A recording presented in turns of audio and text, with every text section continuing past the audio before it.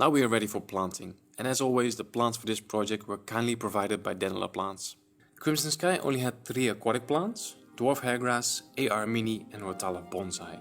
I've ordered exactly the same plants, including a few others.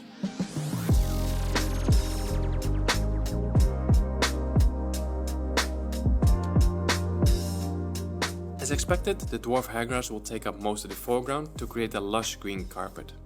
The Rotala Bonsai is planted in the foreground and the midground, and this is going to add a vertical element to the overall horizontal layout. And then the entire background will be planted with AR Mini. And this is going to provide a beautiful contrast which makes this layout so special.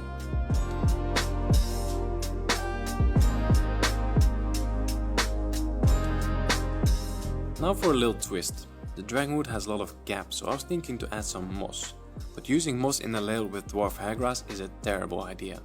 You see, over time the moss will find its way into the carpet, and once it's in there it's impossible to remove, and it will take over the entire carpet. So instead of moss I'm going to use HC Cuba. This is also a carpeting plant, but as long as you provide it with enough nutrients it will grow anywhere.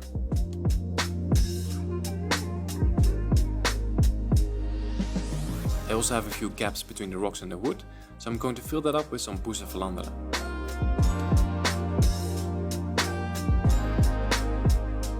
That's the planting done, so we can now fill the tank up and install the filter.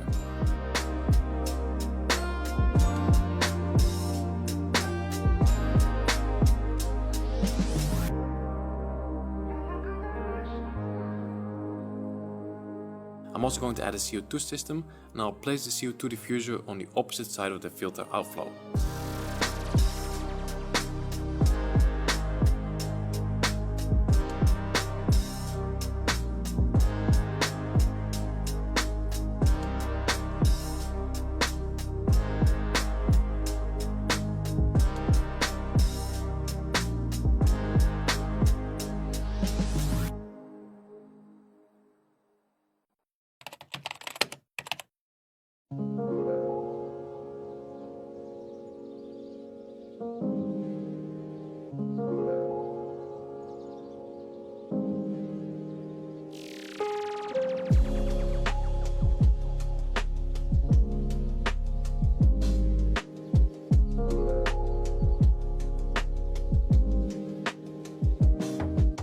Okay, fast forward, it has been roughly 5 weeks or so. When I filled this tank up for the first time, it was the 13th of October, and today is the 20th of November. So basically a month and a week has passed.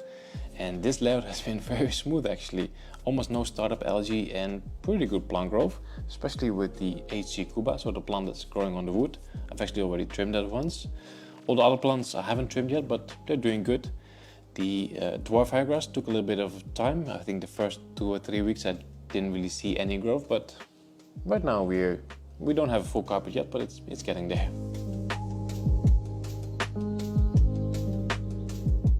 As you can see, we have a bunch of inhabitants as well, and I've chosen mostly inhabitants with a reddish orangey color. So I started with a small group of red cherry shrimp. After that I added a group of amber tetras. They're still quite young, so they're more orange than red, but I think they will color up nicely in the next few months.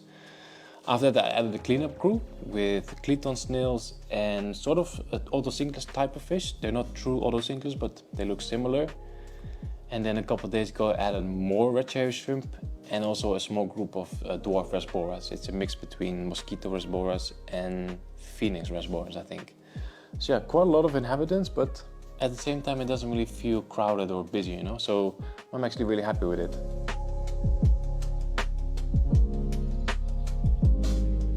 I forgot to show this during the planting part of this video, but on the immersed section of the wood I've also added some moss and some Hydrocotyl tripartita. That's this clover looking type plant. And especially on the left side, the tripartita has really taken off and it looks really good. So it's definitely not a one-to-one copy of James's layout, but that wasn't the goal either. I just wanted to build something that was heavily inspired by James and by the Green Machine, and I think we pulled that off. I think I can definitely see the resemblance. So I think that's the end of the video. As always, let me know in the comments what you think of this layout. Smash the like button. Thanks for watching, and I'll see you in the next one.